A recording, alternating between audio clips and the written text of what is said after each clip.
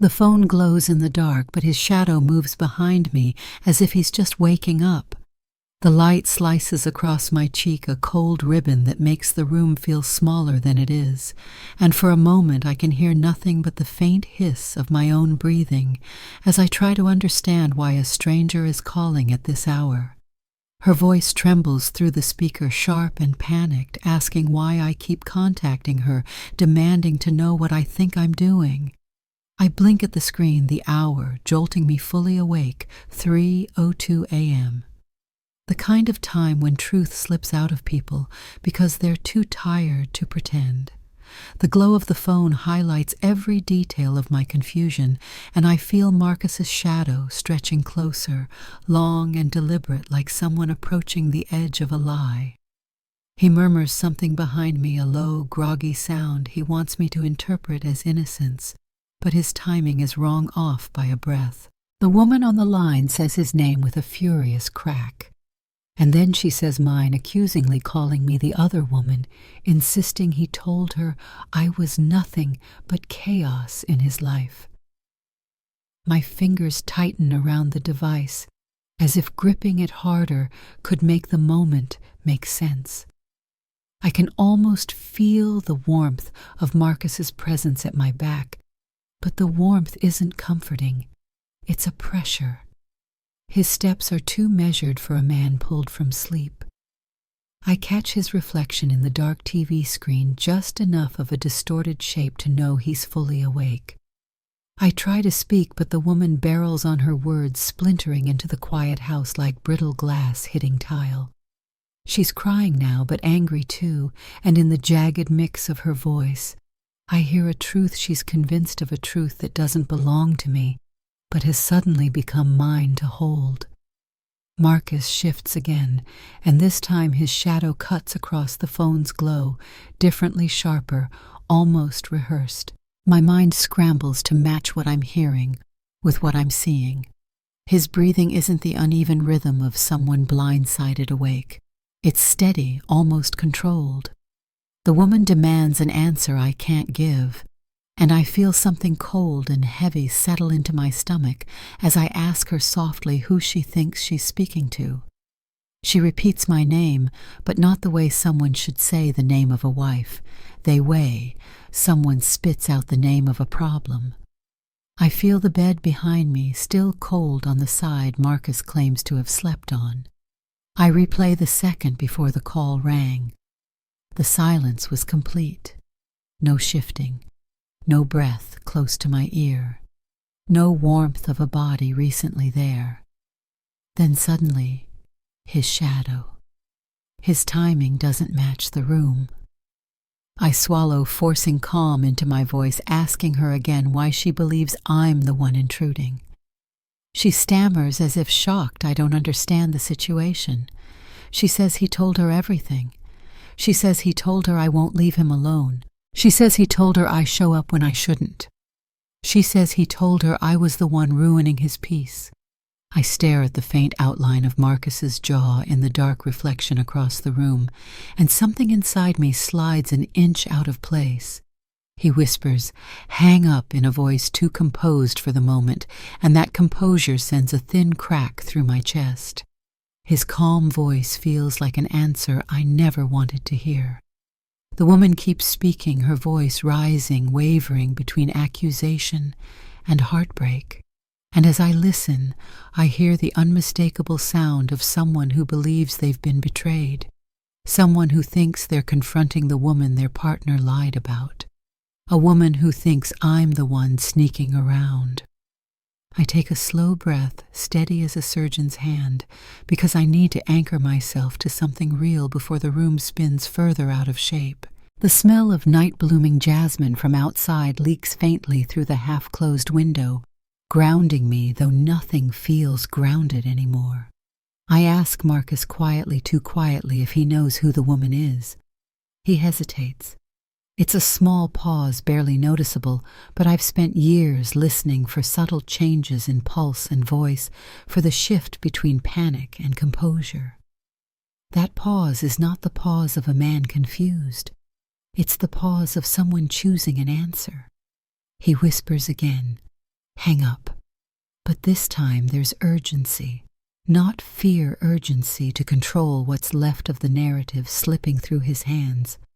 The woman says she's tired of the lies, that she can't keep competing with a ghost of a marriage he claims is over. The glow on my cheek starts to feel hot. I can almost hear the vibration of my own heartbeat against the glass surface. She begs me to stop calling him. I realize she believes I'm chasing him.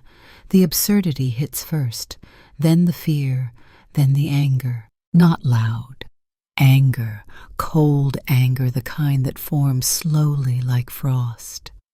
I lift my eyes, meeting Marcus's reflection again in the black TV screen, and this time I notice something else. His jaw is set, but not in confusion or indignation. It's set like someone bracing for impact. His hand lifts slightly, as if he wants to grab the phone to stop the words spilling out of the stranger's mouth before they can expose the truth. I say nothing for a long second. Neither does he. The woman's breathing crackles through the speaker, raw and wet with emotion.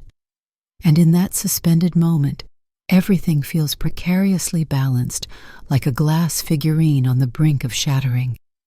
I suddenly know that what he's hiding is larger than the lie he planned for tonight.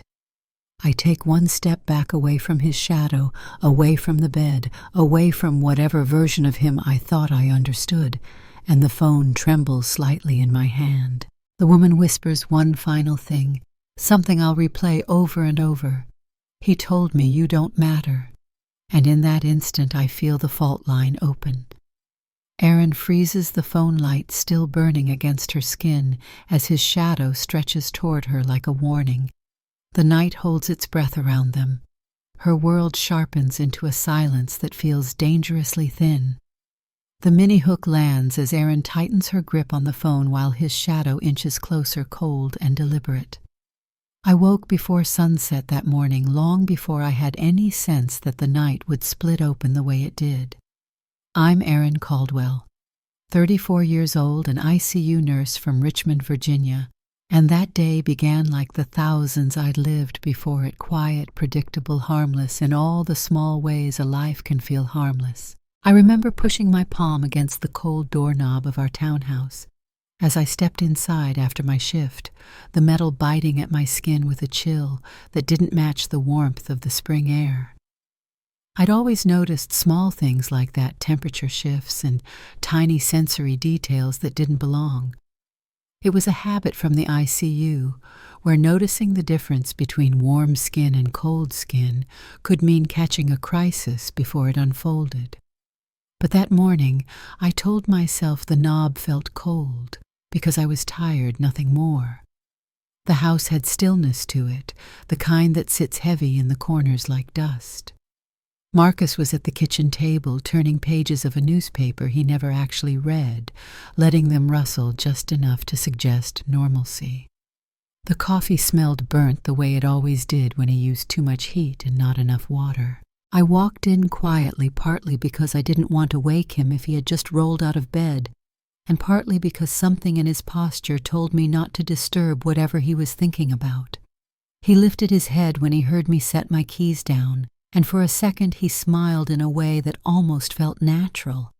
But then the sunlight shifted through the narrow space between the half-closed curtains, landing across his face and laying a thin shadow that split his features in two. A thin shadow splits across his face. That line stayed with me, hanging in my mind like an unwelcome draft, a motif I couldn't yet name, but felt all the same. I had chalked it up to exhaustion, an optical trick from working nights, but even then, before anything had happened, the shadow bothered me.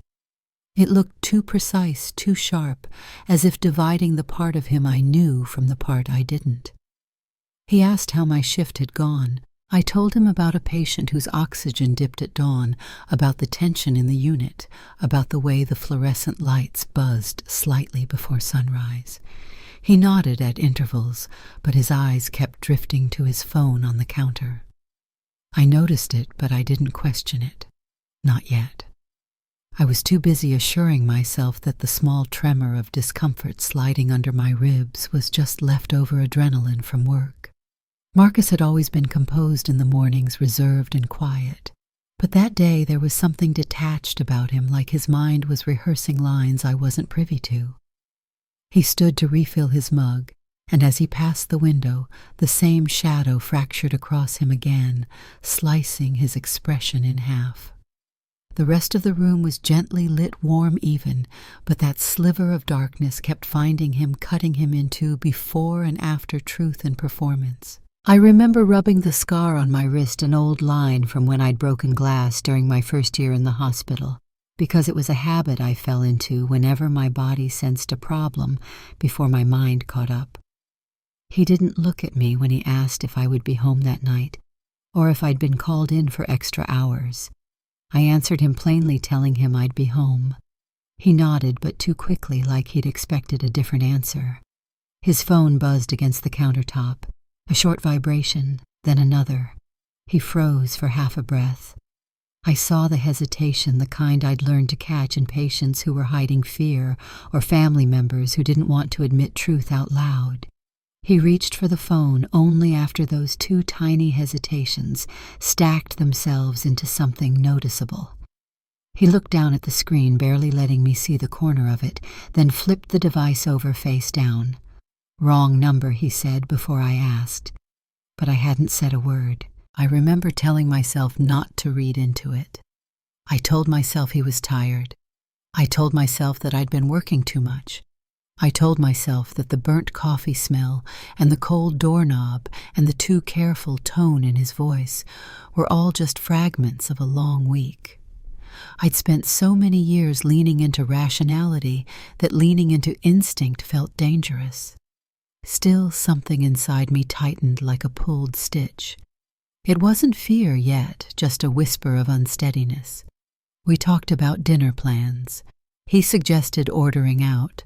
I suggested cooking something simple. The conversation drifted around us like fog, settling over the parts of the room where neither of us bothered to look too closely. Marcus rinsed his mug and left it in the sink. He checked the clock twice, even though he already knew the time. Every move he made was casual on the surface, but I could feel the tension in the air, subtle but present, the kind that prickled at the edges of my awareness. When I went to shower, I passed by the living room where he stood near the window, his shoulders slightly hunched, his head bent toward the phone in his hand. He didn't hear me approach. His thumb moved fast, typing something I couldn't see. A shadow crossed the floorboards as I stepped forward, and he looked up too abruptly, as though he'd been caught in the center of something he didn't want explained. "Checking the weather," he said, locking the phone before I could glance at the screen. It wasn't raining. I knew it wasn't raining. The air was warm and dry, the way Virginia spring air settles right before the humidity begins its yearly rise. But I didn't correct him. I just nodded and walked past, letting his words hang in the space between us. Later, as I changed and lay down for a short nap, I felt the quiet in the room deepen, thickening into something that didn't feel like peace. Marcus sat beside me for a moment, brushing a hand along my arm gently, almost tenderly. But even that touch felt rehearsed, like he had studied the gesture in a mirror to make sure it looked right. The sunlight slipped again between the curtains and cast that same thin shadow on his face. It split across him like a warning. I watched it for a second, the line so sharp it looked carved. Something inside me fluttered, not panic, not yet, but a pulse of unease. A question I couldn't articulate hovered at the edge of my thoughts. I closed my eyes and tried to sleep, but the shadow stayed with me behind my eyelids. The cold doorknob, the buzzing phone, the hesitation, the divided light. I didn't know then that those tiny fractures were the first signs of a truth I would never be able to unsee. But I felt it. I felt the shift. Even before the 3 a.m. call shattered everything, something in me had already begun to break. I came home that afternoon exhausted, in the way only an ICU shift can drain me, the kind of fatigue that sinks into my bones and slows everything I do by half a beat. But even in that state, I noticed the flickering bulb the moment I stepped into the hallway. It blinked in irregular pulses, washing the walls in alternating brightness and shadow, as if the house itself couldn't decide what truth to hold. I paused under it, letting my eyes adjust. I've always believed lighting tells the truth before people do. Today the light was telling me something was off. Marcus's car was already parked in the driveway. He'd said he had meetings all afternoon and might be home late, so seeing his car so early made something in my chest tighten, though I tried not to dwell on it. He emerged from the living room when he heard me drop my bag standing in the doorway with a smile that seemed practiced. His shirt was pressed too sharply for someone who supposedly rushed home between appointments, and there was no looseness to his posture. Nothing that suggested he'd been relaxing or unwinding. Instead, he stood as if I'd caught him in the middle of something he didn't want me to see. Long day, he asked, his voice smooth, warm, the same tone he used when he wanted to sound attentive. I nodded, stepping out of my shoes. The flickering bulb above us cast him in intermittent slices of light, highlighting his jaw one moment and throwing half his face into shadow the next. It made him look like two versions of himself switching places faster than I could track. He walked past me toward the kitchen, and I followed with slow steps. I noticed the faint scent of his cologne lingering in the air, too strong for someone who had supposedly been home for hours. The house felt slightly rearranged in ways I couldn't name.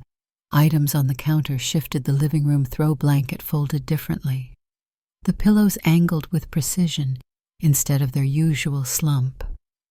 They weren't wrong enough to comment on, but wrong enough that my instincts stirred.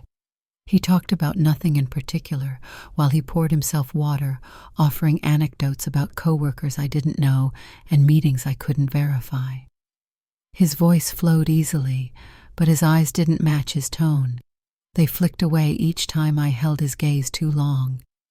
I told myself it was my imagination, the exhaustion making me read too much into things.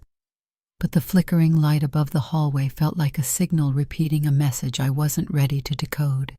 I went to plug my phone into the charger. When the screen lit up, I saw a notification from earlier, a missed call I hadn't returned from the lab, and just beneath it the phone log icon. Out of habit, I tapped it. I wasn't looking for anything. I just needed to check a voicemail. But instead, my eyes landed on something I couldn't ignore. There it was, an outgoing call made from Marcus's phone at 03:04 a.m. Call log entry, Major 19. Duration 67 seconds. My breath hitched. My thumb hovered over the screen as if it were hot enough to burn me. I replayed the memory of the night before the 3 a.m. call that woke me, the frantic voice on the other end, Marcus's too-measured shadow moving behind me. He'd insisted he had been asleep. He'd insisted the woman was mistaken. He'd insisted he didn't know her. So why had his phone dialed someone at 03:04? I stared at the number. It wasn't familiar, but the last 4 digits repeated in a way I recognized from the early morning haze.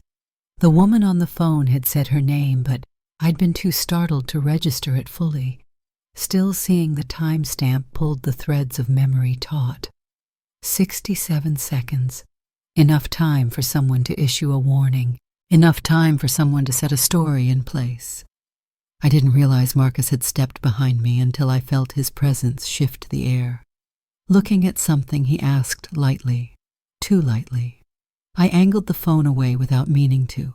His tone wasn't curious, it was monitoring. There's a difference I can feel in my bones. I'm checking a voicemail, I said. My voice stayed even, but inside something began to slide toward clarity. He nodded and suggested takeout for dinner, trying to steer the moment back to normalcy. I let him. I didn't want to show the fracture yet, but my mind wouldn't let go. Why would he lie about being asleep if he'd made a call minutes later? Who had he been calling, and why did the call duration match the length of that panicked voice, the one accusing me of being the other woman? I walked back into the hallway, standing under the flickering bulb again. The pulses of light made the moment feel surreal. Light, shadow, truth, lie. The bulb buzzed faintly, a soft electrical hum that seemed to whisper every unanswered question I'd been ignoring. Marcus passed behind me, his figure breaking the pattern of light like an eclipse. "Are you okay?" he asked. It was the kind of question people ask when they hope the answer is yes, because the truth might inconvenience them. I told him I was fine. It was a quick answer, a holding place for something I didn't yet know how to articulate. Later, when he went to shower, I checked the log again. HCl 19, 0304, 67 seconds. My shift record from the hospital had me clocking in at 0250. I'd been standing under the unit's bright lights at the exact moment his story claimed we were both asleep. I felt the first real crack inside me, small but deafening. I tried to remind myself that people misremember things, that time at night moves strangely, that phones can glitch. But my instincts, honed by years of watching vital signs spike and dip, told me something else. People only lie about timing when the timing reveals the truth.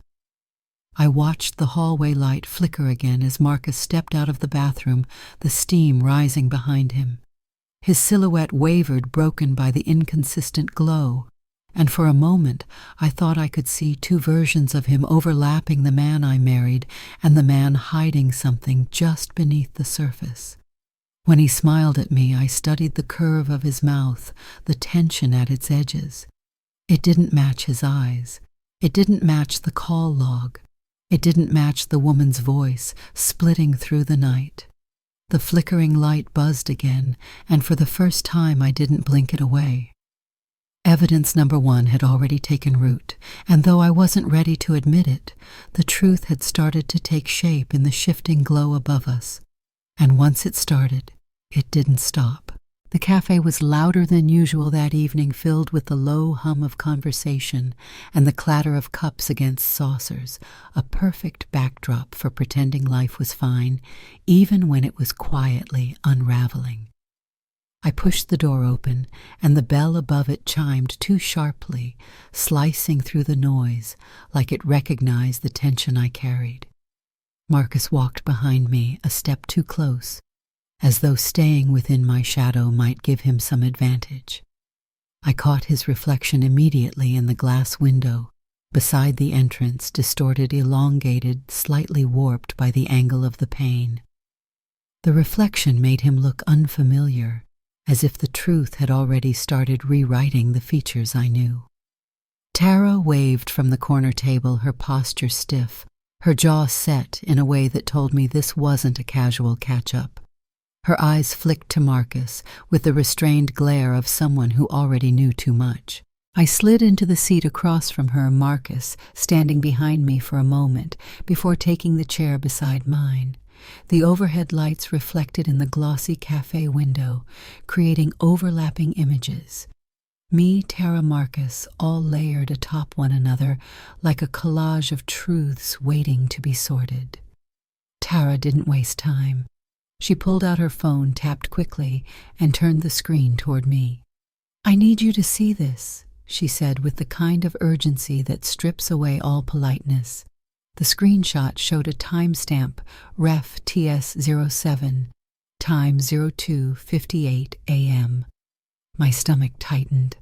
The screenshot was of a message conversation, Marcus's name at the top, a thread of short exchanges beneath it. The crucial part wasn't the content, it was the timing. 02:58, 6 minutes before I received the call at 03:04. 6 minutes before the woman with the cracking voice told me I was the one intruding. I forced my voice to stay even. "What is this?" Tara leaned closer, her voice low. "Someone texted him at 2:58. Someone he replied to. You said he was asleep." "He said he was asleep. He wasn't." She paused, eyes sharpening. "This matches the call you got at 3:04. Marcus leaned forward, trying to see the screen. The glass reflection beside us showed his jaw clench, the movement barely perceptible but unmistakable when multiplied by the mirror-like surface. "This is out of context," he said. "You're reading into something random." Tara's eyebrow lifted. "Random. The timestamp is exact. Aaron got a call minutes later. And the woman thought Aaron was the one chasing you."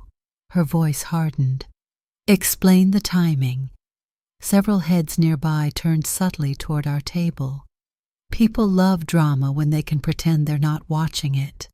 I felt their attention vibrate in the room like static, a quiet pressure that pushed everything closer to the edge. Marcus exhaled sharply. "It's nothing. Seriously, someone from work had a crisis.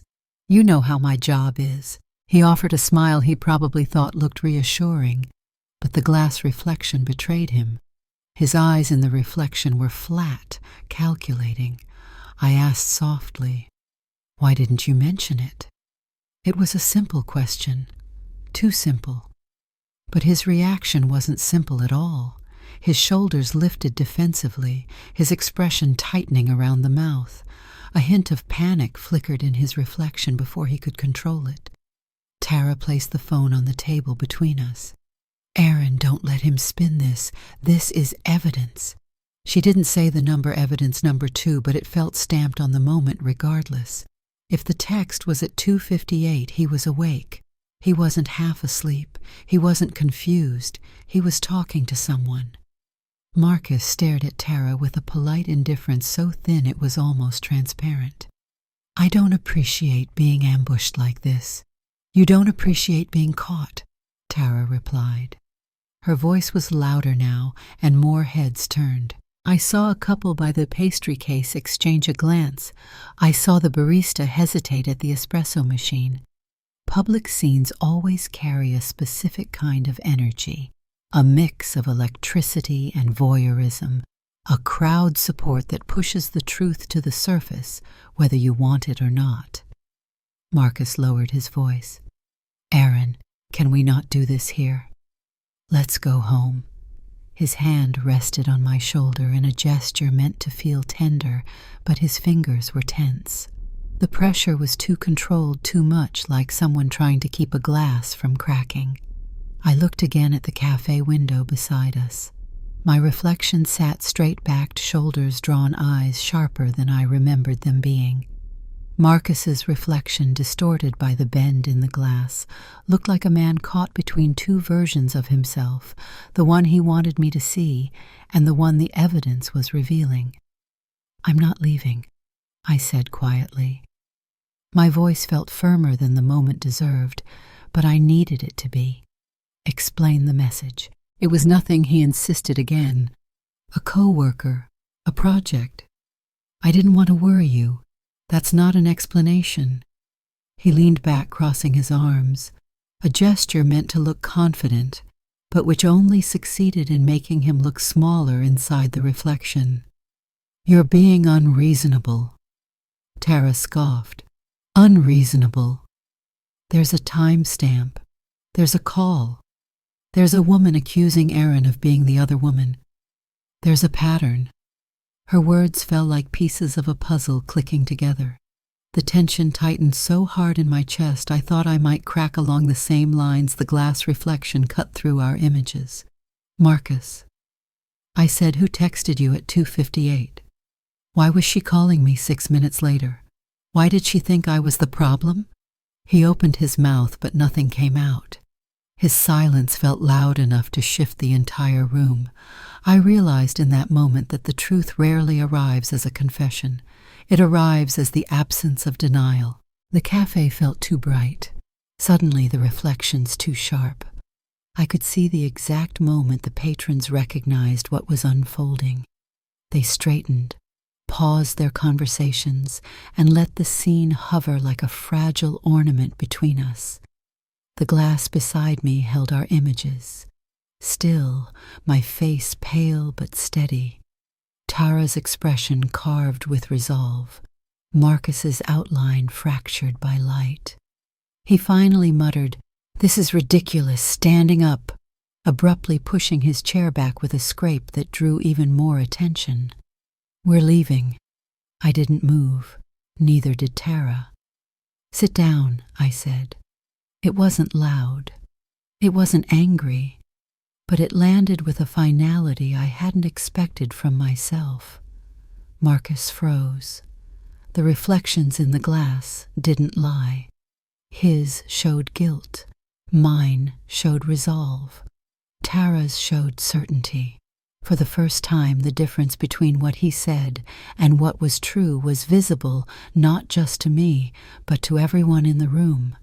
And once a lie becomes public, it loses its power. The moment hung sharp and fragile, suspended between the reflections around us. And deep inside me, a truth I'd been afraid to acknowledge began to take shape. I sat at the kitchen table long after the sun had slipped away, the house wrapped in that kind of stillness that makes every small sound feel amplified. The refrigerator hummed. The clock above the stove clicked softly with each passing second. My own breath sounded too loud in my ears. I kept my fingertips pressed against the torn receipt edge I'd set beside my elbow, the jagged paper giving my nerves something to anchor to. It wasn't even relevant to anything, just a remnant from groceries earlier in the week. But the texture felt real in a moment when everything else felt like it was shifting underneath me. Marcus was in the living room pretending to watch TV, though I could hear the restless movement of his leg bouncing against the hardwood floor. I didn't want to look at him yet. Not until I had something concrete in my hands, something undeniable. Words could be twisted, timestamps not so easily. My laptop sat open in front of me, the hospital portal login glowing faintly in the dim room. I typed in my credentials, the keys making tiny taps that seemed too loud in the quiet. When the shift record finally loaded, I inhaled slowly, preparing myself, even though I didn't know for what exactly. There it was, Ref RN 12, my clock-in record for the night of the call. Time logged 0250 to 0310. The numbers sat there stark and unmoving. I stared at them as if they were alive, as if they might blink or shift or reveal some hidden nuance I hadn't seen before. But they didn't. They stayed still. They stayed certain. While I was under fluorescent lights adjusting a patient's ventilator alarm and checking their vitals, Marcus had been home sending messages at 2:58 and receiving calls by 3:04. While I was wiping condensation off my face shield, he had been building a story where I was the intruder. While I was charting a medication dose, he had been telling another woman that I was the one who wouldn't let him go. The torn receipt edge trembled slightly under my fingers as the realization tightened across my chest. Evidence number 3 fit perfectly into the timeline, slipping into place like the missing piece of a puzzle I'd been assembling in the dark. I remembered the sounds of that shift, the steady beeping of cardiac monitors, the low murmur of nurses handing over cases, the metallic clatter of rolling supply carts. I couldn't have been anywhere else at that moment. I couldn't have made that call. I couldn't have been the woman Marcus described. I was exactly where the record said I was, on the 4th floor of St. Paul's Hospital Room 412. Adjusting the drip rate on a patient whose oxygen saturation had dipped dangerously. I closed my eyes and let the memory wash over me. I saw the dim hallway lights, the quiet urgency of the ICU just before dawn. I remembered thinking of Marcus at one point, wondering if he was sleeping soundly at home. The irony stung so sharply. I felt my throat tighten. I opened my eyes again. The screen hadn't changed. Ref RN 12 stayed stubbornly clear. Marcus walked into the kitchen, then leaning against the doorway, like he was trying to look casual. His voice was gentle, but carried an edge so subtle you might miss it if you weren't listening for it. "You've been sitting there a while," he said. "Everything okay?" I didn't look at him. I wasn't ready for his face yet. "Just checking something for work." I answered, my hand still pressed against the torn receipt. I felt him shift his weight, the movement barely brushing the air around us. What kind of something? His tone was too smooth, too careful. I clicked the tab closed. Schedule records. He didn't move right away. I could sense him watching me, waiting for some expression to give away what I'd found. I kept my face still, my breath slow, my posture calm. A piece of me wondered when I had learned to hide so well. Maybe all those years in the ICU had taught me not just how to monitor others, but how to mask myself. "You look tired," he said, trying to soften his tone. I could hear the subtext. He wanted me pliable, blurry, around the edges, easier to redirect. "You should sleep." "I will." I finally looked up at him, meeting his eyes directly. For a split second, something flickered across his face. Something like worry, or maybe recognition. Recognition that I wasn't as confused tonight as I'd been the night before. He stepped further into the kitchen. The overhead light wasn't strong, but it was enough for me to see the tension in his shoulders. "Erin," he started about the cafe. Tara overreacted. She always does. She jumps to conclusions. You know that. I didn't answer. Instead, I lifted my finger from the torn receipt edge, letting the small scrap float slightly from the table surface. It felt symbolic in a way I couldn't articulate. Fragile, unsteady, cut sharply from a larger hole. He sighed, pulling a chair out and sitting opposite me, elbows on the table. "Can we not turn this into something you've been under so much stress? Night shifts exhaustion, it messes with your head." The words might have stung if I were someone else, but I'd spent too many nights watching people lie to themselves, too many days listening to half-truths, dressed as concern. His attempt at gaslighting was clumsy, almost careless. I pushed the laptop slightly toward him. "I was at the hospital from 2:50 to 3:10, I said. My voice didn't waver. I saw the record. He blinked once, just once. But it was enough. I waited for him to form the lie. I could see it assembling behind his eyes, flickering like the faulty hallway bulb outside. He leaned back, crossing his arms, trying to regain control. "And what does that have to do with anything you told her I was calling you at 3 a.m.? I said softly. "You told her I wouldn't leave you alone." He opened his mouth, but nothing came out. I watched his jaw tighten. His fingers curled slightly against the table. The torn receipt edge lay between us like a fault line, small, but unmistakably real. I slid it aside and folded my hands, letting silence settle into every corner of the kitchen. I could feel the truth beginning to rise thick and heavy, pressing against the walls of the life we lived. He finally whispered, "You're misinterpreting things." "No," I said. "For the first time, I'm not." The room felt colder then, as if the shadows themselves were listening. Evidence number 3 had joined the story, and nothing he said could make it vanish. Something inside me softened, not in forgiveness, but in recognition. The truth was taking shape, and I was finally letting myself see it. I didn't sleep that night. I lay awake on top of the covers, fully dressed, listening to the house breathe. Old wood settling, the refrigerator humming, Marcus shifting occasionally in the other room, as if rehearsing calmness for when morning came. Every second passed like a bead of water sliding down glass, slow, heavy, inevitable. I stared at the ceiling until the dark dissolved into a muted gray. When I finally rose, my body felt stiff, like I'd spent the night bracing for an impact that still hadn't arrived. He was already up, moving quietly in the hallway. The morning light was thin and pale, filtering through the half-closed curtains and casting long shadows across the walls.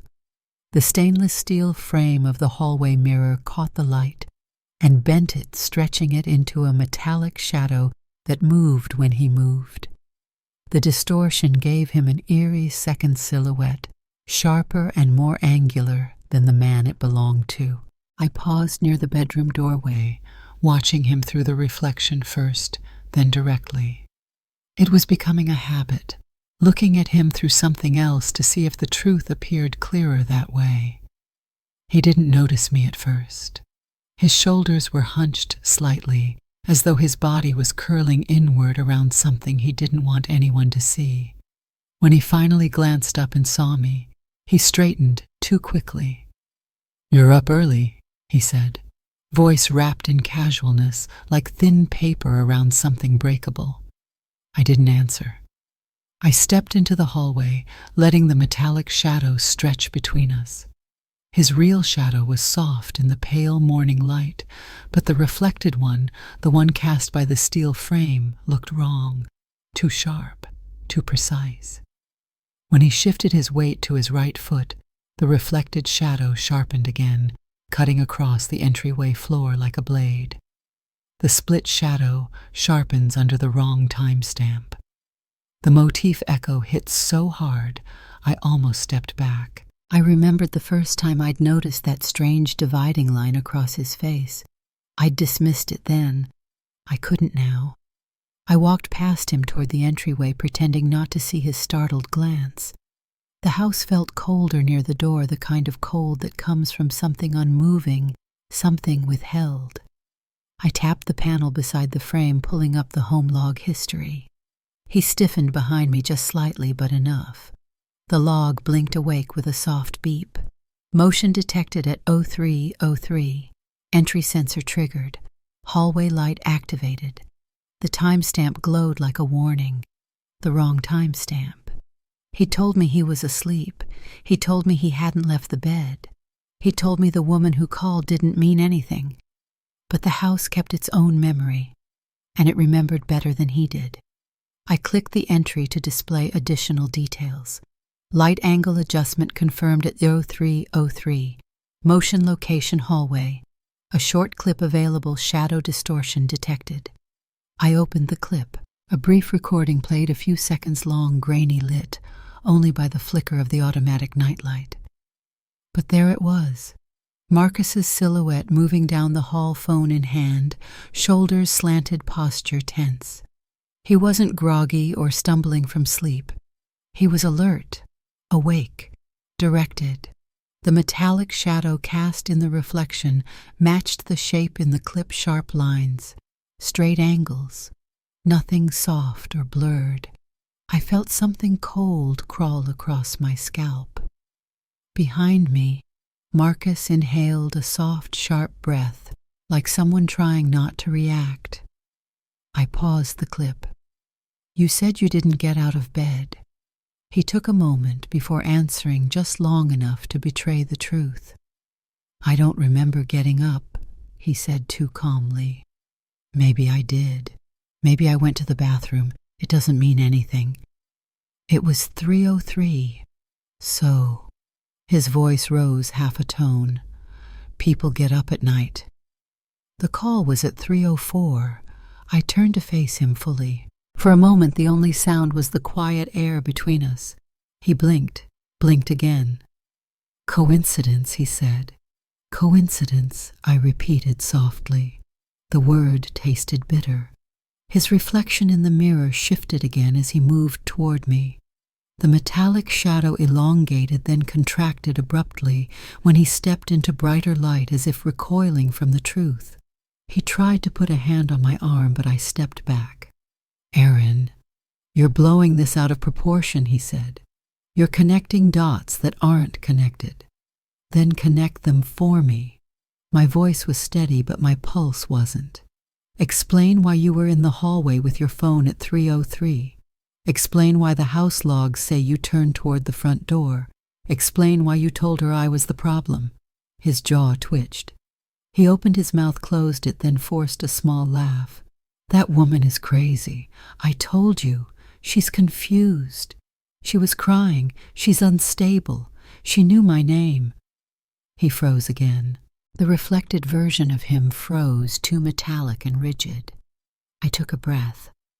"Who is she, Marcus?" He exhaled long and slow, as if releasing an air he'd been holding too tightly. "Someone from work," he muttered. "Someone who misunderstood.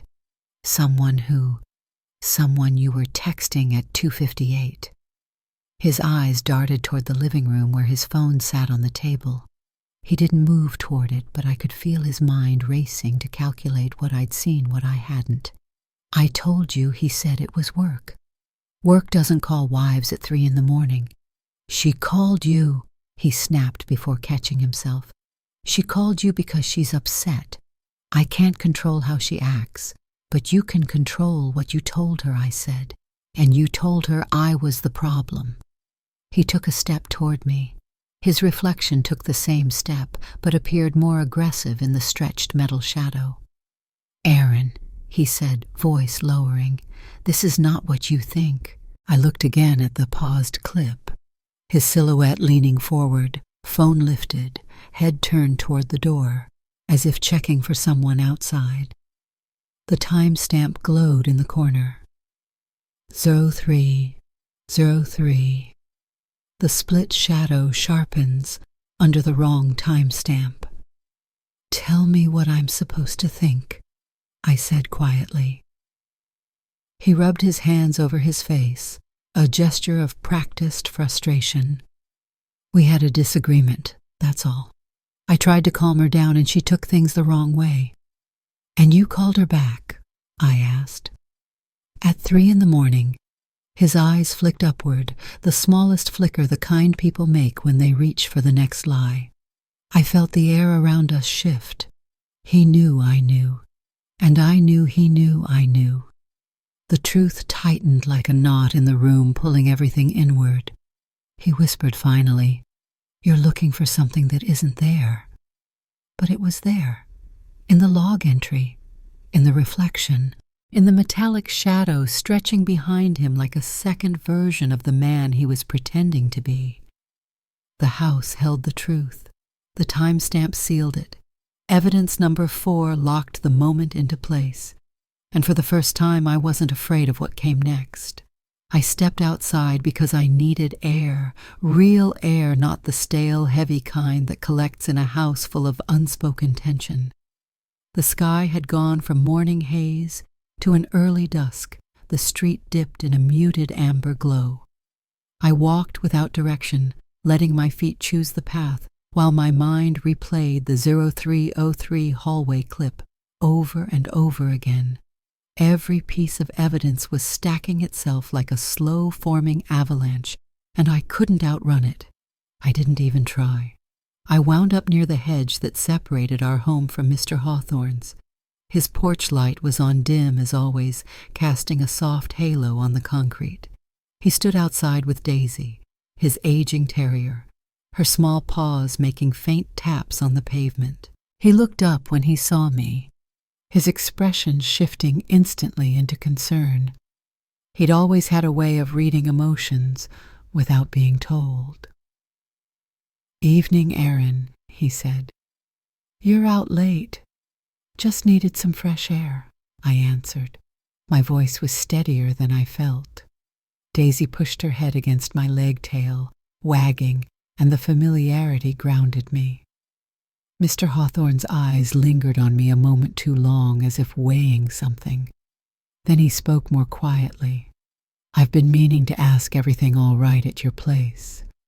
I exhaled slowly, unsure how much truth I could release without falling apart. "A few things have been strange." He nodded with that slow, deliberate understanding older people have, the kind shaped by decades of neighborhoods' patterns, small-town dynamics. "Come here a second," he said, motioning toward his steps. "I think there's something you ought to see." My heart tightened. I followed him up the creaking boards, Daisy trailing behind us until she settled on the top step. Hawthorne gestured toward his doorbell camera mounted just above the railing. The casing was older, the lens slightly fogged from years of weather, but the little red LED light blinked steadily. He tapped the side of it and murmured, "It picked something up the other night." I felt a subtle tremor move through my chest. "What time?" He tapped a few buttons on his phone, opening the doorbell camera app. 02:57, he said. "Night before last.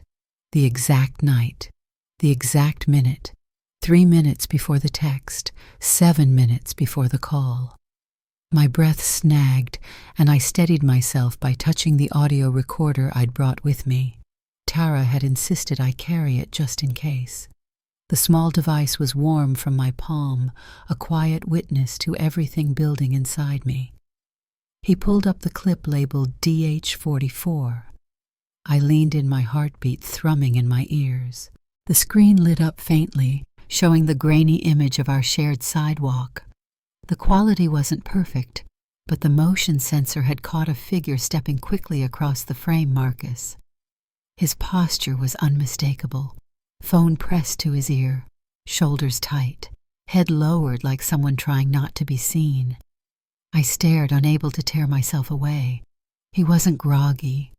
He wasn't confused. He wasn't wandering half asleep to the bathroom like he'd claimed.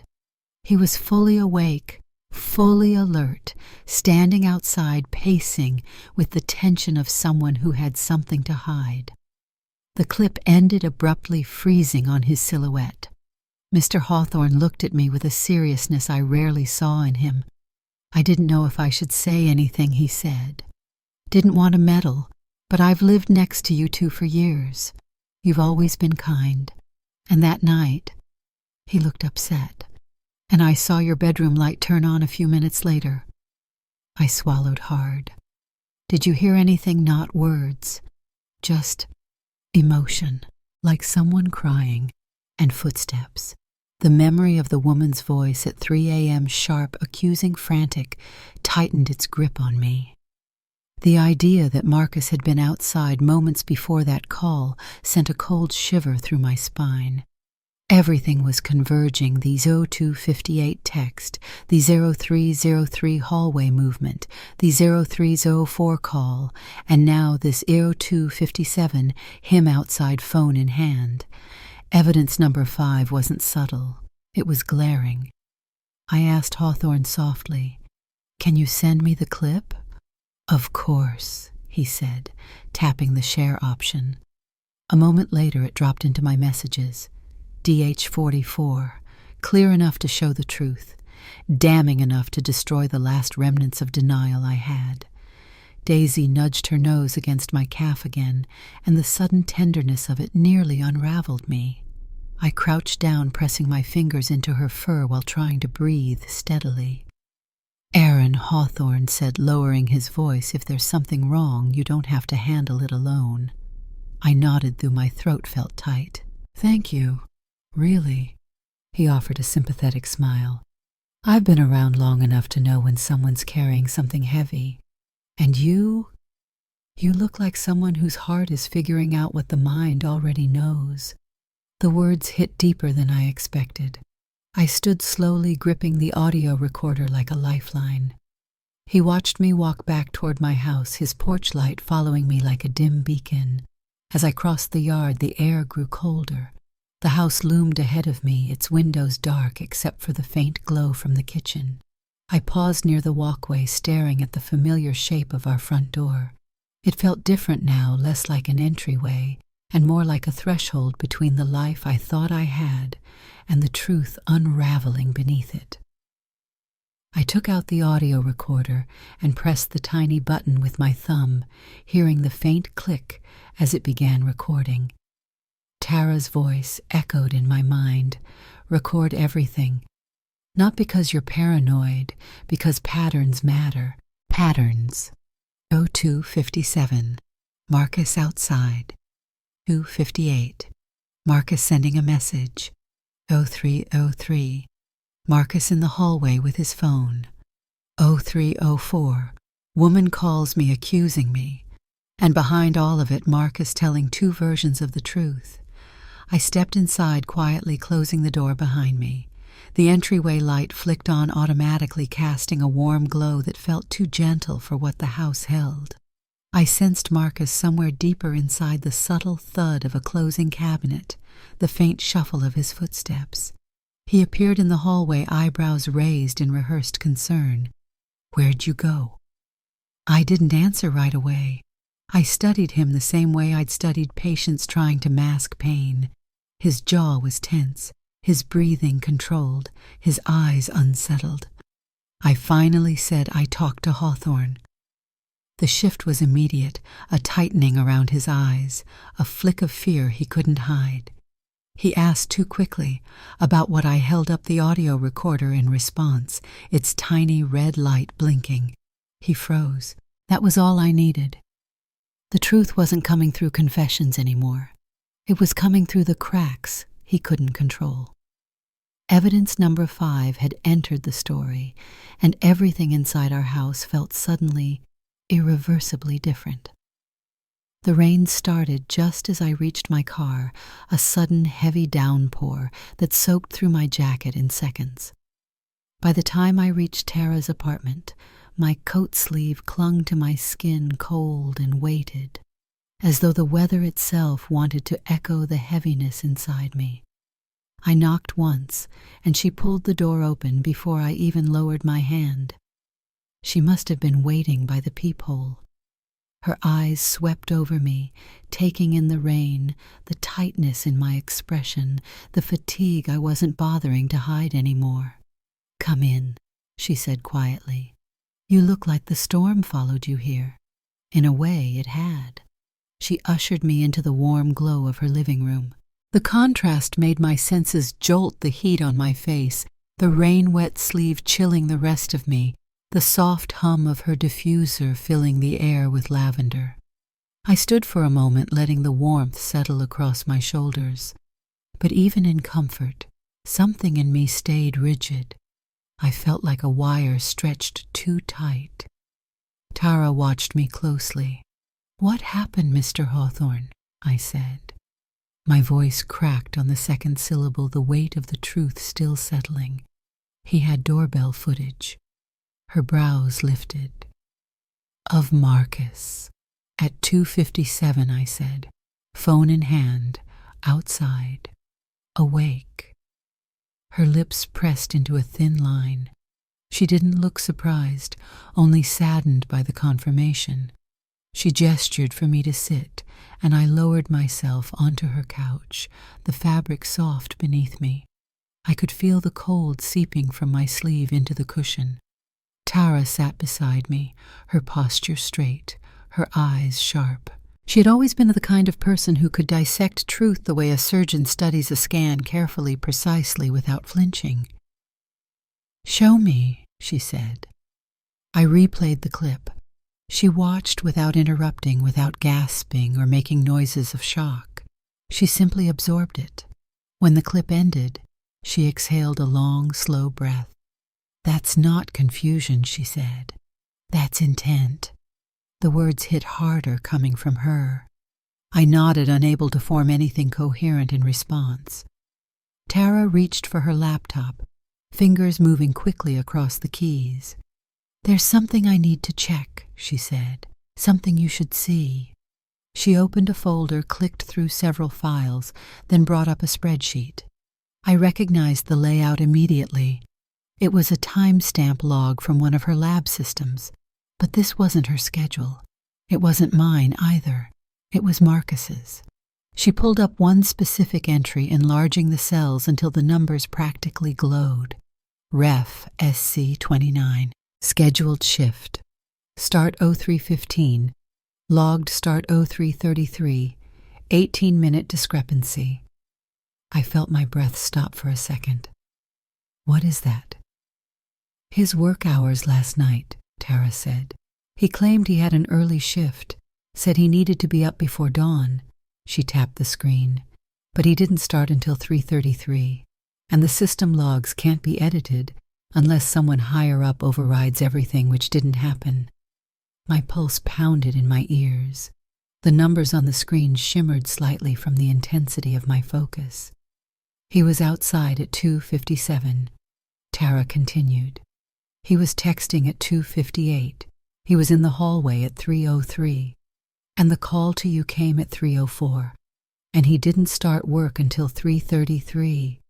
I said, finishing the thought, letting the realization land. Exactly.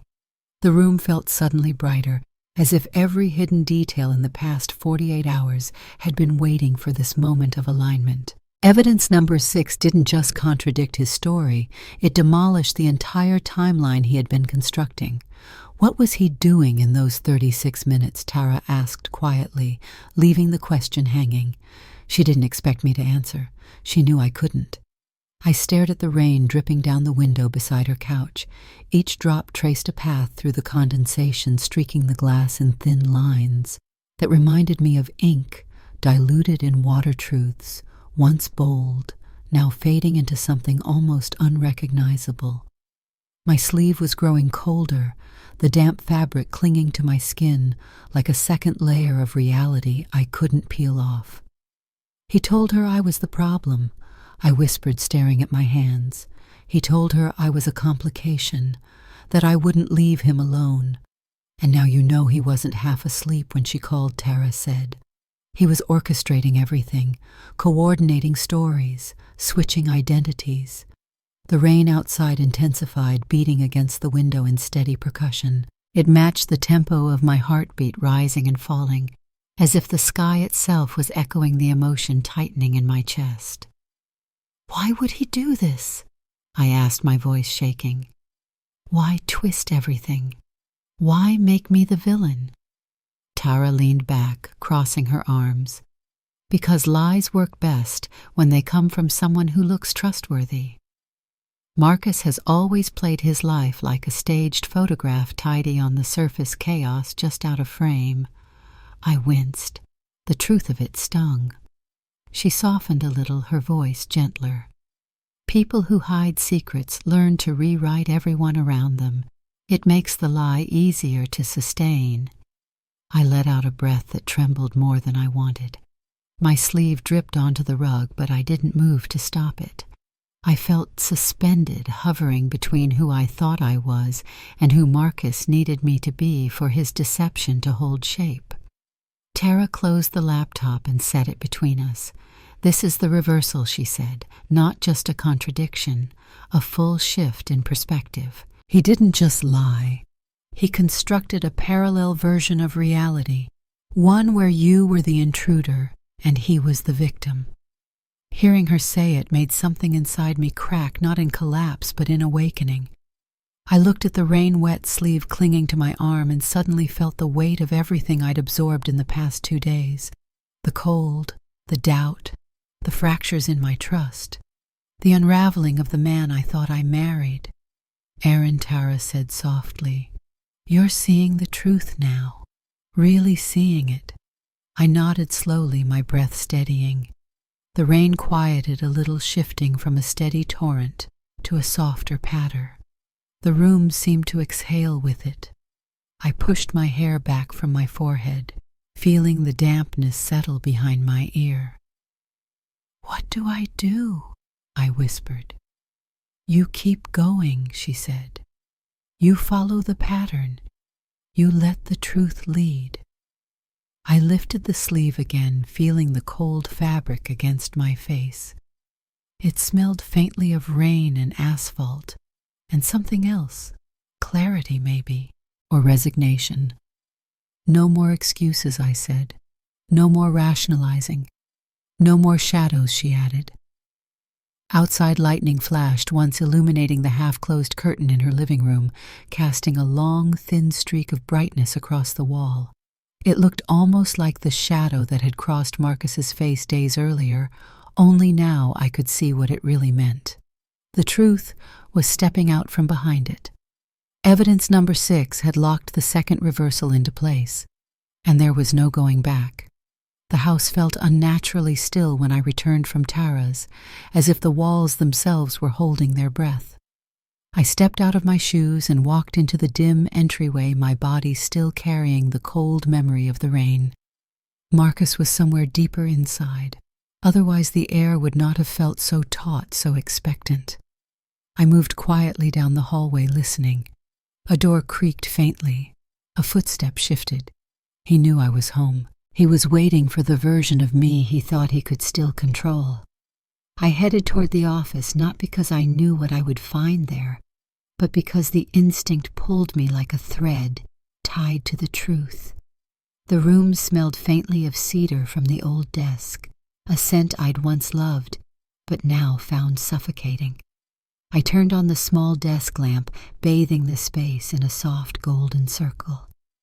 That was when I saw it, the half-open drawer at the bottom of the filing cabinet. It wasn't usually open. Marcus kept everything in that drawer meticulously organized.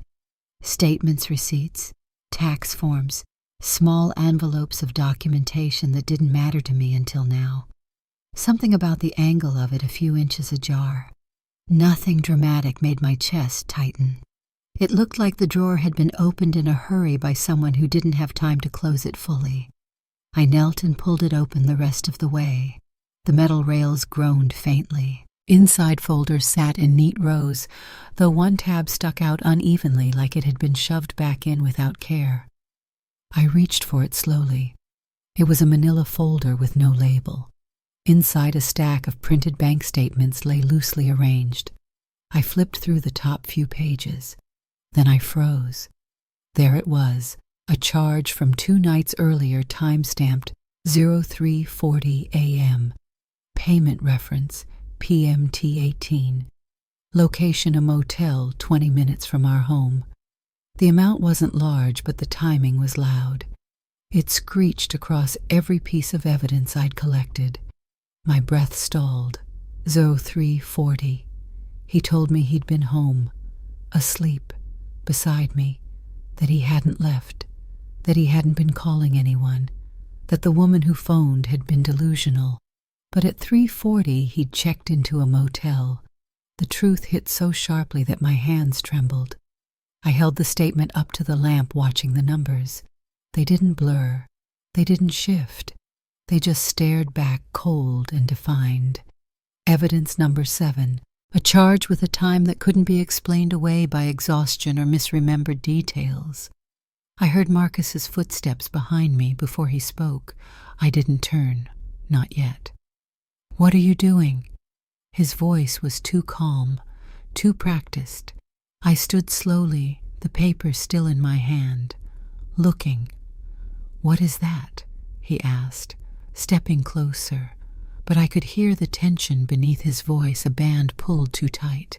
"You tell me," I said. He reached out as if to take the statement, but I stepped back. "Don't," I said, and he froze. His eyes flickered with something I couldn't quite read. Fear, anger, calculation, maybe all three. "What do you think that is?" he asked, voice soft but dangerous in its restraint. "I don't need to think," I said.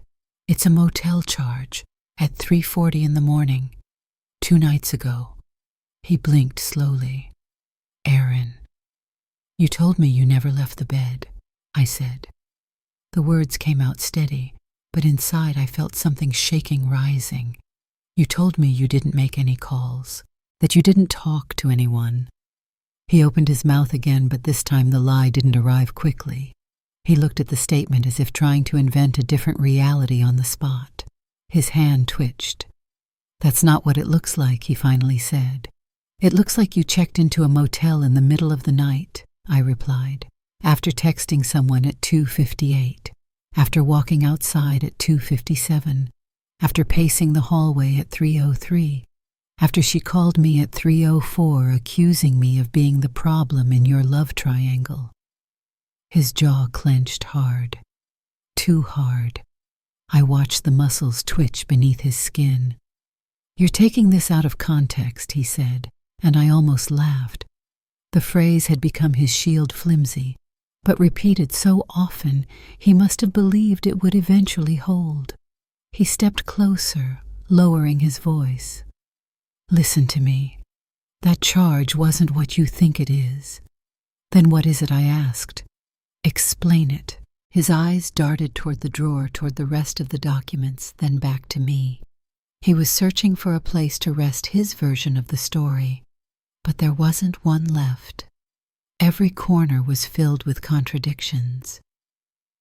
"Aaron," he said slowly, "things aren't always as simple as they look." I lifted the paper. "This is simple." "It's not," he insisted. "You don't understand what was happening that night." "Then tell me," I said. "Tell me why you needed a motel." He hesitated longer this time, long enough that the lie forming behind his eyes had too much room to grow collapsing under its own weight.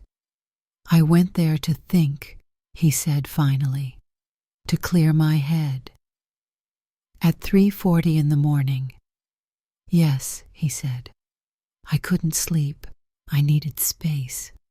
I didn't want to wake you. The absurdity of it made my voice flatten. So you left the house without your car? He blinked. I could see the misstep land on him. What? You walked outside at 2:57.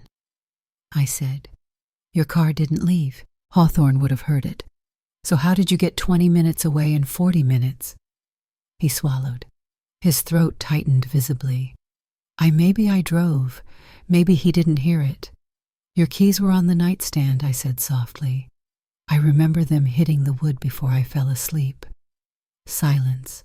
I realized in that moment that he wasn't just running out of lies, he was suffocating under the weight of them. The half-open drawer behind me seemed to breathe, waiting for him to admit something, anything. But he said nothing. Finally he whispered, You're trying to trap me. No, I said. I'm trying to understand the man I married, and you're giving me nothing but reasons to walk away. The words settled in the room like dust finally allowed to fall. He looked at me then with a mix of desperation and recognition, like he was seeing the version of me he could no longer manipulate.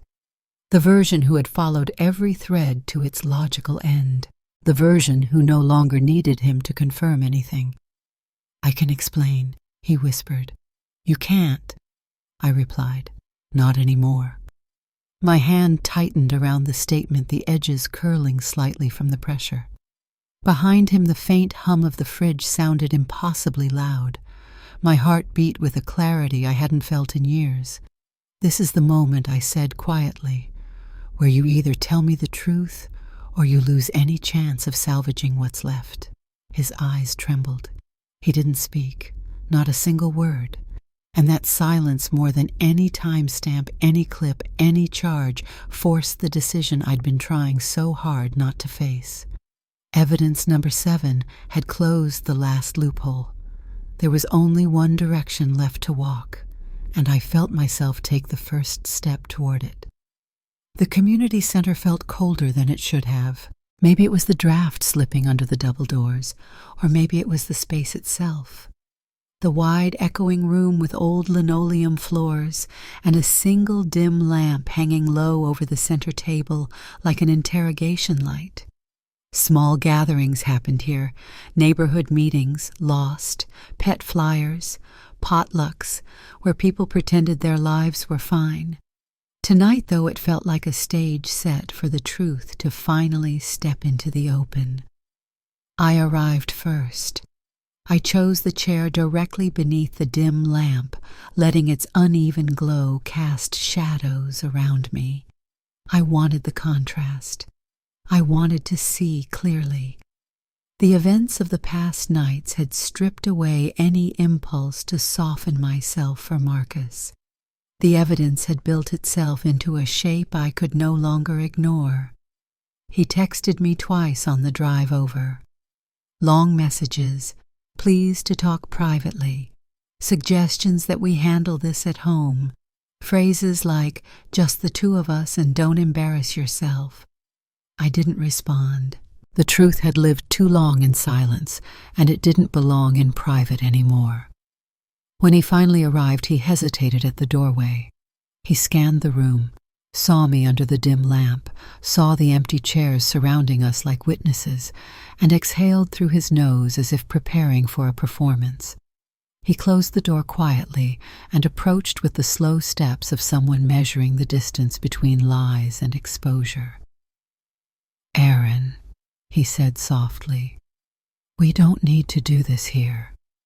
I folded my hands on the table. Sit down. He hesitated before lowering himself into the chair across from me, trying to keep a composed expression. In the weak glow, the shadows bent oddly across his face, emphasizing the tension in his jaw. Before I could speak, the door at the back of the room opened again. Lila stepped in. Her eyes were red, her posture rigid as if she'd barely slept. She clutched her phone in one hand, knuckles white, and when she saw Marcus, her breath caught. He closed his eyes briefly, the smallest flicker of dread crossing his features. "You told me she wouldn't be here," he muttered under his breath. "I didn't tell her to come," I replied. Lila approached slowly, like someone stepping toward a wound they needed to see, even though it hurt. She stood between us, glancing from him to me and back again, as if trying to decide where the truth lived. "I got your message," she said to me. I think I need to hear whatever this is too." Marcus rubbed his forehead. "Lila, please." She cut him off. "No, I'm done listening to you alone." Her voice cracked at the end, and the sound lodged itself in my chest. She wasn't my enemy. She'd never been. She was just collateral damage in a story he'd twisted to protect himself. I nodded toward the chair beside me. "Sit." She did. Marcus leaned back, crossed his arms. "Both of you are being dramatic. Whatever she told you," he gestured sharply toward Lila, "is being blown out of proportion."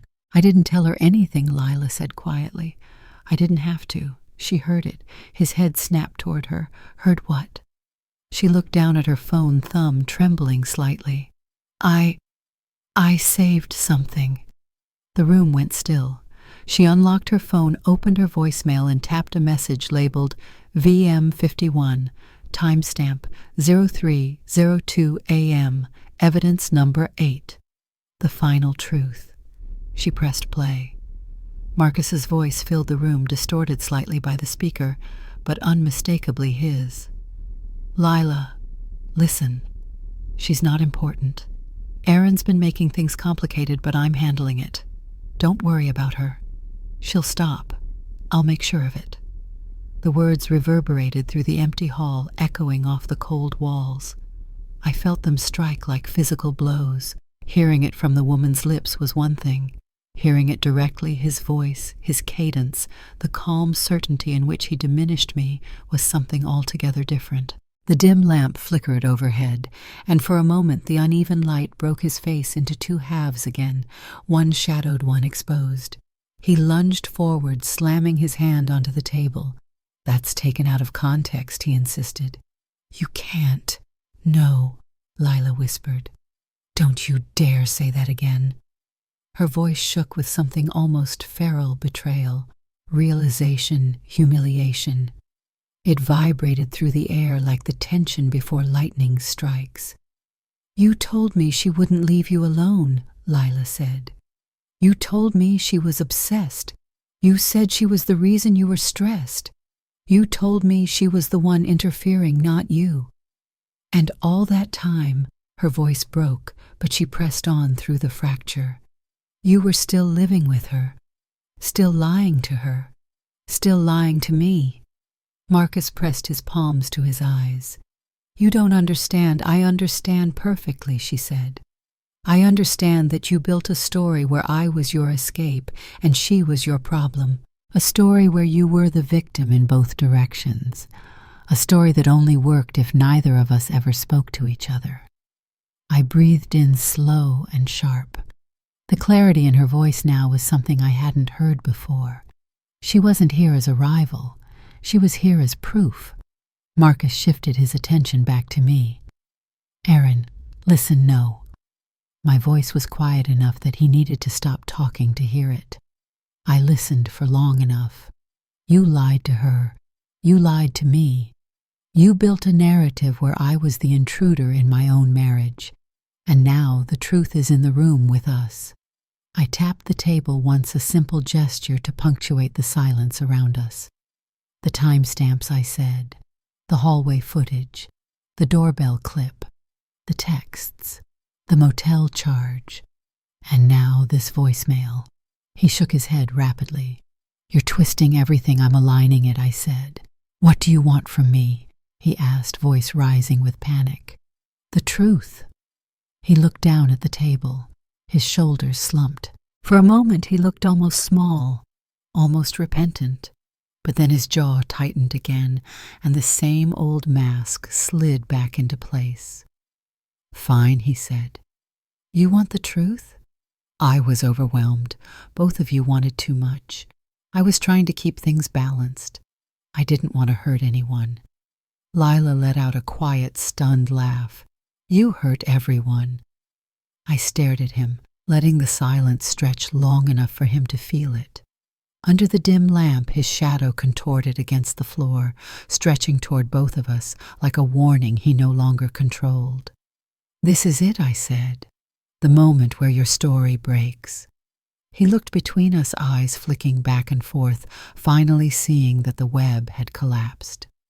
Lila held out her phone again, voice trembling but steady. Play it again, she asked me. No, I said gently. I heard enough. Marcus exhaled, shoulders falling, the mask slipping in defeat. The truth had stepped fully into the open, and there was no place left for him to hide. I didn't go home right after the community center. I drove around the block 3 times, letting the quiet thrum of the engine settle my heartbeat. The voicemail echo still clung to my skin, as sharp and invasive as a cut that refused to close. I kept replaying Marcus's expression when he realized the truth had outpaced him. There had been a moment, a single fleeting moment, when his face looked stripped of every excuse, every performance, every carefully shaped expression he'd worn for years. It was the closest thing to honesty he'd ever shown me. But honesty born from collapse isn't the same as honesty offered freely. When I walked inside the house, the silence greeted me like an old acquaintance. I hung my coat on the rack, the fabric heavy with the faint scent of the rainy days that had carried me through unraveling everything I knew. The living room light was off, but a faint gleam from the hallway caught my attention. Something glinted from near the entryway table, a mirror shard. It must have fallen from the broken compact I kept in the drawer weeks ago, the one I'd meant to throw away but never did. Now the piece lay on the hardwood floor, catching the light in a crooked sliver. I bent to pick it up, the glass cool against my fingers. The shard's reflective surface was distorted, bending my features into something unfamiliar. I stared at it for a long time, my eye elongated. My mouth twisted at an angle until I realized it resembled the versions of myself Marcus had been feeding into someone else's life. A warped identity, a woman I didn't recognize. I set the shard on the table just as Marcus emerged from the hallway. His posture sagged, his shoulders drooping like wet fabric. He looked like someone who had tried running from a truth only to find it waiting in front of every exit. "Aaron," he said softly. I didn't respond. I walked past him into the living room and turned on a lamp. Not dim, not low, but a steady warm light that illuminated everything. Enough shadows, enough murkiness, enough pretending. He followed me slowly, his steps dragging. "Can we talk?" "We already did," I said. "In front of witnesses." "That wasn't the right place," he murmured. "It was exactly the right place." I sat on the edge of the couch, the shard of mirror still cold in my palm. "It's the first time you weren't controlling the narrative." He winced. A tiny involuntary crack in his expression. I wasn't controlling anything. I was overwhelmed. I held up the mirror shard, letting its jagged edge catch the light. "Then explain this." He looked confused. "A piece of glass." "It's what you made me," I said. "A reflection of myself I didn't recognize. Bent, distorted, only showing the parts you wanted others to see." He swallowed. "I didn't mean for things to go that far, but they did." My voice stayed calm, steady. The steadiness surprised even me. "You told her I didn't matter. You told her I was the problem. You told her lies about me to make your life easier." He ran a hand through his hair, pacing a slow, uneven circle around the coffee table. "I was trying to make things smoother. I didn't want her to think I was married." I interrupted. Silence. He looked away, jaw tightening. "It wasn't supposed to get out of hand." "It got out of hand the moment you started rewriting my existence," I said. "The moment you decided the truth was something you could rearrange like furniture." "I didn't rewrite you. He insisted, too fast, too defensive. You're twisting it. I stood, closing the distance between us until the shard's faint reflection caught both our faces. Say it again, he faltered. His throat tightened. The words jammed somewhere behind his teeth. You created a version of me for her, I continued, a version where I'm desperate, clinging, obsessed, someone who chases you, someone who disrupts your peace, someone unhinged. You made me the villain in a story you authored. He took a step back. For the first time, he looked genuinely afraid, not of me, but of who he'd become in the story now laid bare. Erin, he whispered, I'm sorry. The apology fell flat, thin as smoke evaporating before it reached me. I'd been waiting days, years really, to hear remorse spoken without defensiveness, without excuses, without the intention to manipulate the emotion it produced. But the apology sitting between us now wasn't remorse. It was desperation wrapped in the shape of regret. You're not sorry for what you did, I said. You're sorry you were caught. His eyes glistened, but I'd learned by now not to trust tears from a man who could cry on cue. I was confused, he started. I didn't know what I wanted. You wanted two versions of yourself, I said. One where you were the devoted husband, admired and stable, and one where you were the misunderstood man in a troubled marriage. You crafted both, you lived both, and you let me bleed for the space between them. He flinched at that, a real flinch. I felt something shift not between us but inside me, a final lock turning in a place I hadn't realized was still closed. I walked to the desk, pulled open the top drawer, and took out the folder that held every piece of evidence, printouts, screenshots, logs. I laid them one by one on the coffee table. The timeline stretched across the surface like a map of every betrayal. This is the truth, I said. Not the one you tried to feed her, not the one you tried to feed me. This is the one that stands when your shadow isn't there to distort it. He stared at the papers, his breathing uneven. What do you want me to do? He asked finally. Nothing, I said, because this isn't mine to fix. He blinked, stunned. You're leaving. I am, but we can talk this through. We can get help. We can rebuild. You can't rebuild a house on a foundation you've been cracking for years, I said, and I'm done pretending the ground under my feet is stable. He reached out, hand trembling slightly. Please, I stepped away. The shard in my palm glinted as I set it gently onto the table, its sharp edges catching the steady lamplight. Not distorted, not bent, just honest in what it was, broken but real. I'm walking away before you break me to fit another story, I said. He sank into the chair, defeated. The room felt strangely lighter, as if the truth had finally closed the space between shadow and clarity. And somewhere inside me the resolve began. Morning arrived quietly, a soft gray light stretching across the walls like the world was giving me a gentle way out.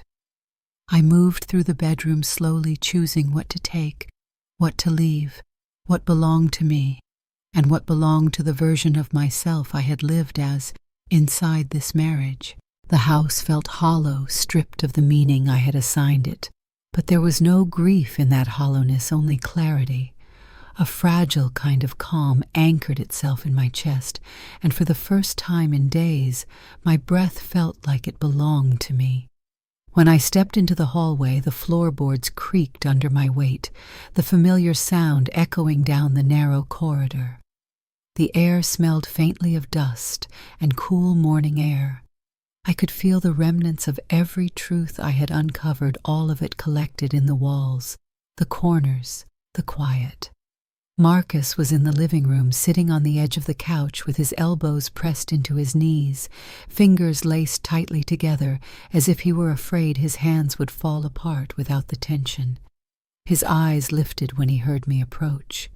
He looked smaller than I had ever seen him, smaller than his lies, smaller than the truth, smaller than the damage he thought he could contain. "You're really leaving," he said, His voice was low-strained and edged with panic that he no longer bothered to hide. "Yes," I answered. He stood reaching out as if reflexively, then stopped himself. "If you could just listen, I have listened," I said, "to every word, every story, every version of the truth you handed me. And then I listened to the evidence." He closed his eyes, shaking his head. "I made mistakes. You made choices," I corrected. "And choices have weight." He swallowed, jaw trembling. "I never wanted to lose you. You lost me the moment you rewrote me," I said. He stared at me, defeat softening the sharpness he usually wore like armor. "There are things you don't understand."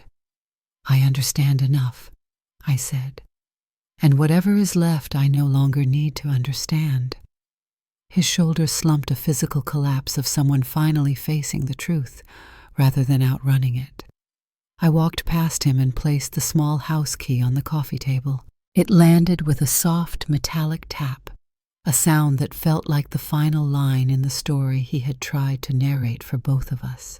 He watched the key as if it were a living thing, something fragile and dangerous at the same time. "Will you come back?" he asked. "Ever? No," I said.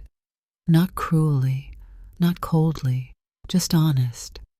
The word carried no anger, only release. It felt like stepping into sunlight after being underground for too long. He sank back into the couch, his face falling into his hands. His shoulders shook once, whether from grief, fear, or the collapse of his control, I couldn't be sure. But it wasn't my responsibility to interpret anymore. I walked toward the door. My bag hung from my shoulder, packed with only what I needed to move forward. Everything else, the memories, the distortions, the shadow he had cast over my sense of self, I left behind. I felt lighter as I reached for the handle. The latch clicked softly beneath my fingers, a simple sound but final in its tone. The closing door latch felt like punctuation ending a sentence. I should have stopped reading long ago. Before I stepped out, I turned back not to say goodbye, but to look at him without the haze of confusion or hope or doubt. He was just a man now, a human being sitting in the wreckage of the story he built. No more shadows stretching behind him, no more distorted reflections. Just one version of himself left, and it was the only one the truth allowed to remain.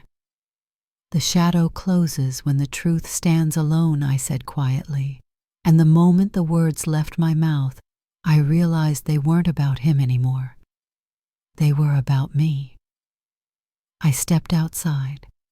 The air was cool but gentle, brushing against my skin like permission. The early morning sky held no storm clouds, no threats, only quiet light unfolding across the street. Each breath tasted clearer.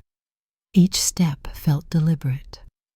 The weight I had carried for too long dissolved behind me, thinning like fog in sunlight. When I reached the end of the walkway, I heard the faint click of the door behind me, not slamming, not echoing with anger, just closing. The sound traveled softly through the morning air. I didn't turn around. I didn't need to. Closure wasn't behind me. It was every step in front of me. I walked to my car and placed my bag in the passenger seat. Before sliding in, I paused. Letting the cool metal of the door frame rest against my palm, I felt steady, rooted, certain, as if the real version of me, the one unbent by manipulation, unbroken by doubt, had finally risen to the surface. When I started the engine, the radio flickered to life with a soft hum, the volume low enough to feel like background breath. I didn't need music. I didn't need noise. Silence felt like freedom. As I pulled away from the curb, the house shrank in the rearview mirror, its windows reflecting pale morning light. For the first time, I didn't feel tethered to it. I didn't feel watched by the shadow of who I'd been in that place. I felt unbound. I drove slowly, letting the road unfold like a blank page. At the first stoplight, A sudden calm settled deep in my chest, the kind that comes when you finally choose yourself after years of choosing someone else's comfort instead. It wasn't triumph, it wasn't revenge, it was truth, quiet, grounded, steady. He could build another story, but it would never be mine. He could tell another version, but the truth would outlive it. My shadow had closed not behind me, but beneath me, where it could no longer distort the way forward. And as the light turned green, I realized something, with a clarity that felt like a second dawn rising inside me. I wasn't running away. I was finally walking toward the life I deserved.